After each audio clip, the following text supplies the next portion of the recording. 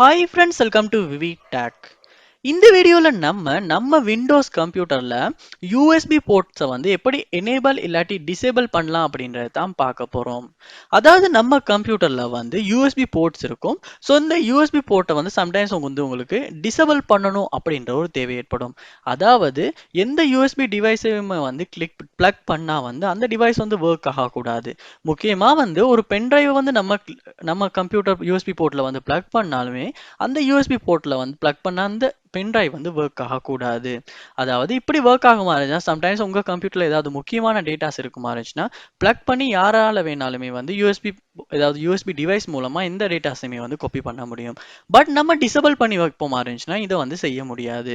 So இந்த வீடியோவில் நம்ம எப்படி யூஎஸ்பி போர்ட்டை வந்து எனேபிள் இல்லாட்டி டிசேபிள் பண்ணலாம் அப்படின்றத தான் பார்க்க போறோம். ஸோ வாங்க வீடியோக்குள்ள போகலாம். வீடியோ கடைசி வரைக்கும் ஸ்கிப் பண்ணாம பாருங்க. இதான் நம்ம சேனலுக்கு நீங்க ஃபர்ஸ்ட் டைம் வந்திருப்பீங்களா இருந்துச்சுன்னா நான் தான் விக்னேஷ். மறக்காம நம்ம சேனலை சப்ஸ்கிரைப் பண்ணிட்டு அப்படியே பார்த்துள்ள பெல் ஐக்கனையும் கிளிக் பண்ணிருங்க.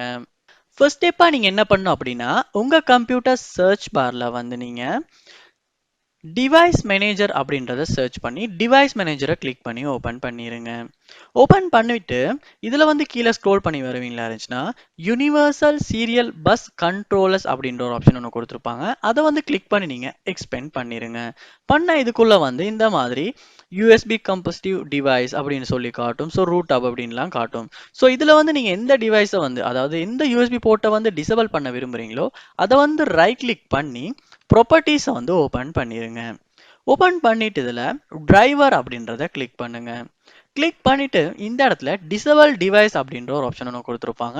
அதை வந்து நீங்க கிளிக் பண்ணி உங்களுடைய இந்த யூஎஸ்பி போர்ட்டை வந்து நீங்க டிசேபிள் பண்ணிருங்க. ஸோ எஸ் கொடுப்பீங்களா இருந்துச்சுன்னா இந்த இடத்துல வந்து டிசேபிள் ஆகிரும். ஸோ திரும்ப எனேபிள் பண்ணணும்னாலுமே வந்து இதே இடத்துக்கு வந்து உங்களால எனேபிள் டிவைஸ் அப்படின்றத கொடுத்து இந்த யூஎஸ்பி போர்ட்டை வந்து எனேபிள் பண்ணிக்கொள்ள முடியும். ஸோ இந்த வீடியோ ரொம்ப எல்லாருக்குமே வந்து ரொம்ப யூஸ்ஃபுல்லா இருந்திருக்கும்னு நினைக்கிறேன். இது போல நிறைய வீடியோ பார்க்கணும்னா கண்டிப்பா நம்ம சேனலை சப்ஸ்கிரைப் பண்ணுங்க. அப்படியே பார்த்துட்டு பெல் ஐக்கனையும் கிளிக் பண்ணிருங்க. Thank you.